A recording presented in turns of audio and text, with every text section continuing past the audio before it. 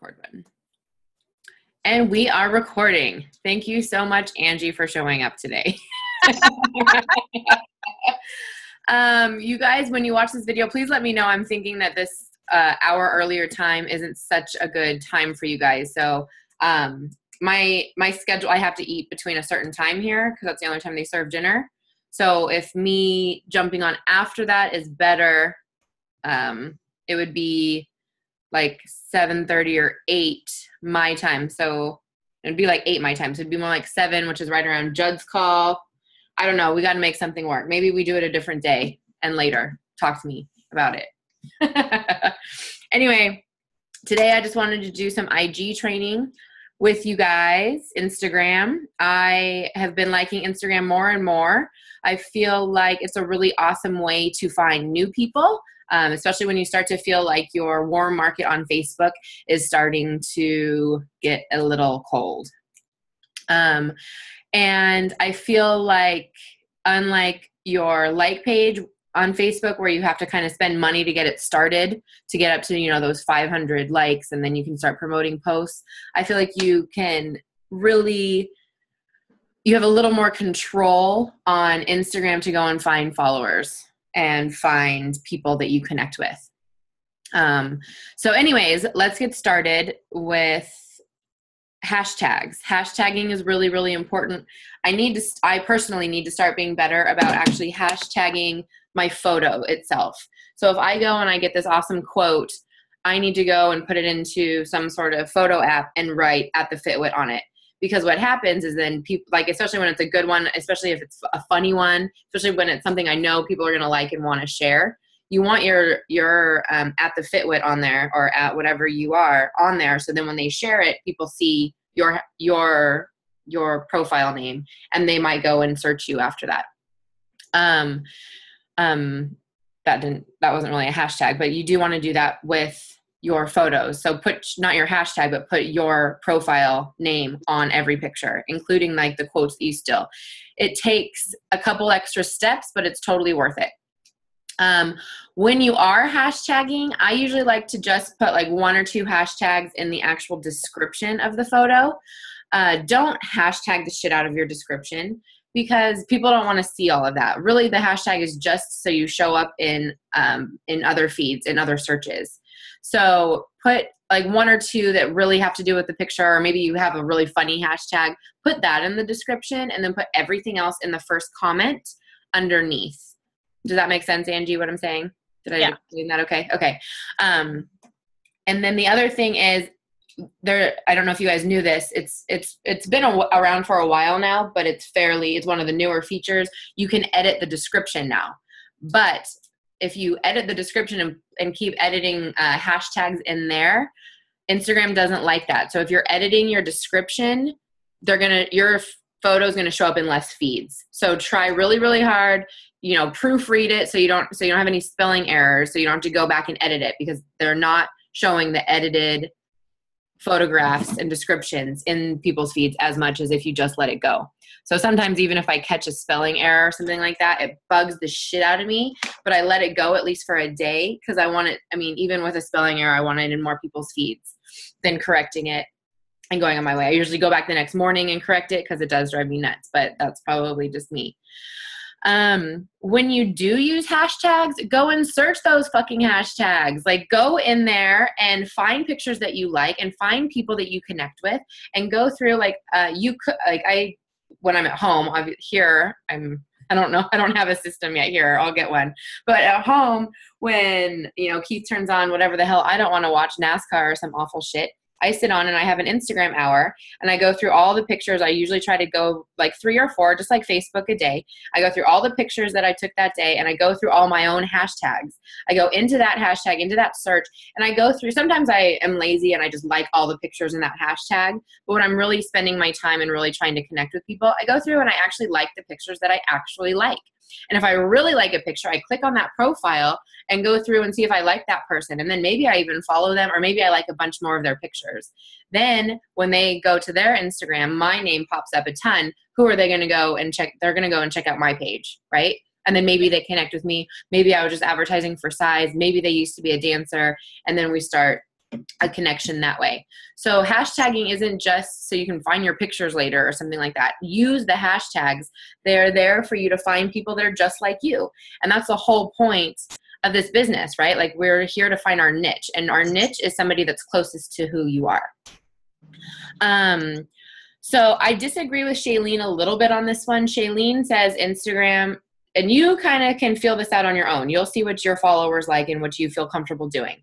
Shailene says it should be like, if you have a fitness page, it should be all fitness. Like, Bella Boo shouldn't ever be on there, you know, except for like once a month or something like that. For me, I like to stick to the 5 things that I am thing. So I like travel, I like yoga, I like my dog, I love my husband, and I like fitness. So those 5 things are what I'm going to be posting about. And I'm sorry, but every time I post a picture of Bella, I get a ton of likes and a ton of comments, and like the Frenchie world on Instagram is huge. And I follow a ton of Frenchies, and I like their stuff, and they like me, and they follow Bella because yes, she has her own Instagram too.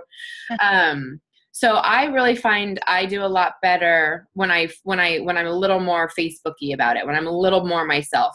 I feel like all fitness gets really, really boring when someone goes to your page and it's just like a shit ton of workout videos. Like, I'm not going to sit there and click through it. And again, that's just me. If that's the kind of stuff you like and that's more you, then you should do that. Since I've been here, it's been a lot of yoga. It was funny, actually. I posted a very slow plyo move, and someone even commented, we need more yoga sequences. Like, where's the yoga? You know, like my fast forward yoga videos. So the next, day I did a fast forward yoga video. I tagged her and she was super stoked. Oh my God, thanks. So when you post something and when people comment, write back to them, even if it's just at so-and-so, thanks, or at so-and-so, check out the picture I posted, 2 days ago. That's probably what you're talking about. Or just engage with people. Especially if they commented on your stuff, go to their page and like some of their stuff. You don't have to follow them if they're not somebody that inspires you or somebody that you might think you could potentially help on their journey or something like that. In the location field, this one's been really fun for me. So I don't know how well you guys know Instagram, so I'll try to explain it as best I can. So when you're posting, let me just get there so I can explain it properly. So you're posting a picture, and and I don't need to filter, I'm just doing this there. So you can write your caption, you could tag people, and then you can name this location.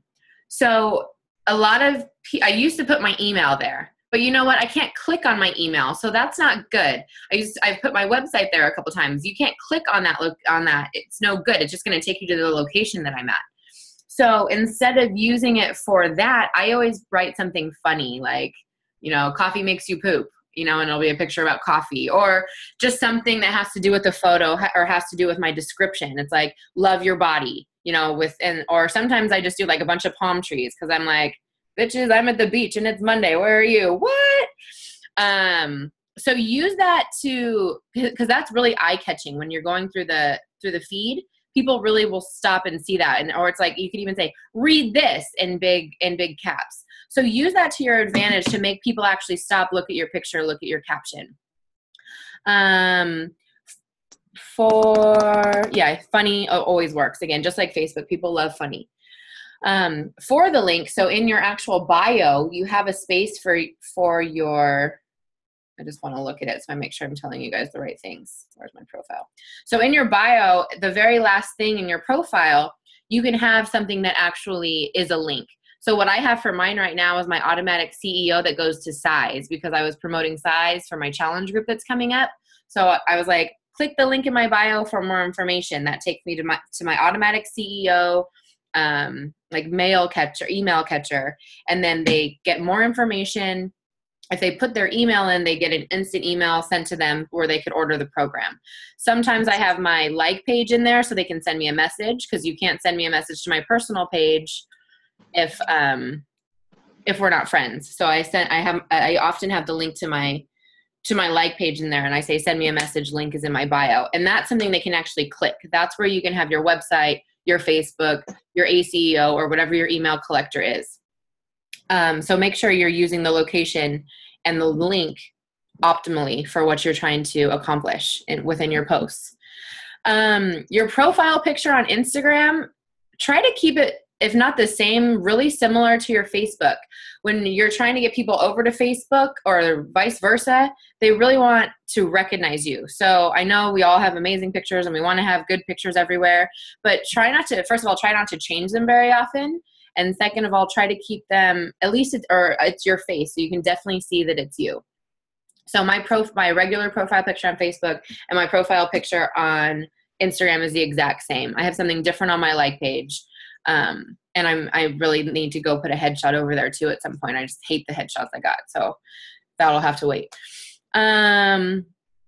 When you are writing in your captions, you can always say something. It's just like Facebook in this way. Double tap for coffee, double tap for, wine, whatever your thing is.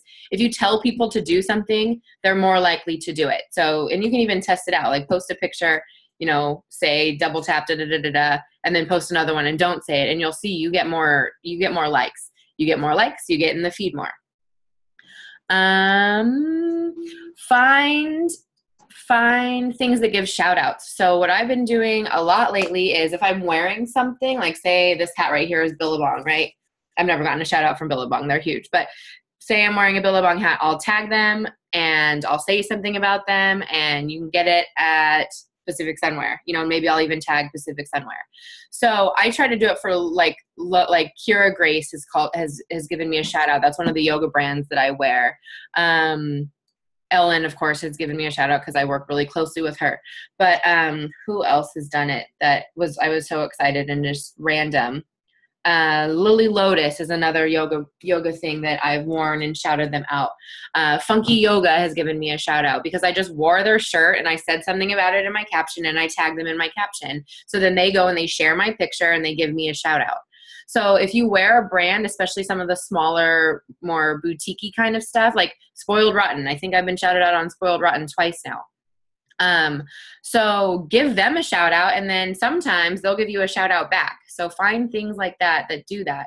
Or maybe somebody that's not in like necessarily in the coaching world, but they have a big Instagram. Give them a shout out, see if they'll do it for you. You can pay for shout outs, and I did do this once, and I probably got an extra 150 followers from it.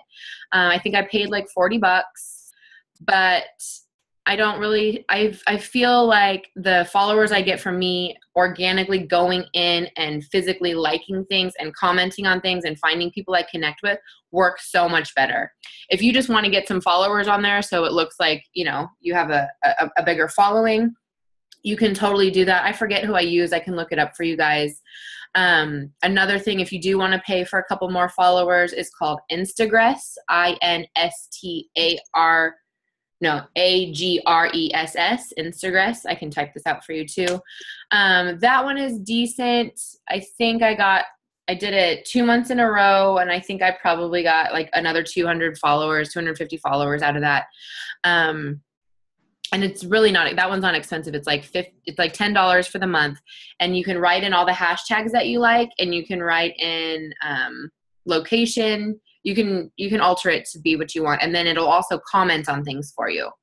The thing about that I really didn't like is I was like, oh, like one of my comments that I put on there was, oh, this is so pretty, or you're so pretty. And it was like a dude with like a muscle egg carton, and it was like, it's just totally random how they comment and stuff like that. So sometimes it just doesn't work, and it's awkward and it's weird, and then they ask you a question, you just kind of want to delete it and whatever. But again, if you just want to get a little bit more followers so your Instagram looks, because people look at that, right? They go and they look at how many followers you have, how many people you're following.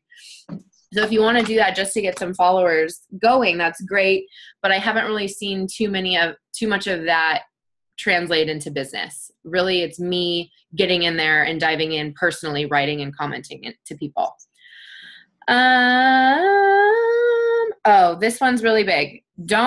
If you're going on Instagram, don't share it to Facebook. You can use the same content, use the same picture, use the same description, everything. I use a lot, especially when I'm traveling. My like page and my Instagram are almost identical. Except my videos on my like page are usually a little bit longer. But I don't ever share it directly from Instagram to Facebook. You want to upload it directly to each social media. because that gets you in the feed more. So don't do the sharing thing. That's really all I have. I'm not an Instagram expert by any means. I'm not a Facebook expert by any means, but I've been doing it for a while, and this is just the stuff that's been working for me. So I wanted to share it with you guys. Angie, any questions on that? Was I kind of clear? Or? No, yeah, it was good. Really good. I talk fast. Okay, good. So anybody watching this, if you have any extra questions that I forgot to cover, or if anything was a little unclear, just go ahead and comment in the group page. So if other people have the same question, we can address it all at once. Anyway, that's all I got for today. Okay. Love you. Love you. Bye.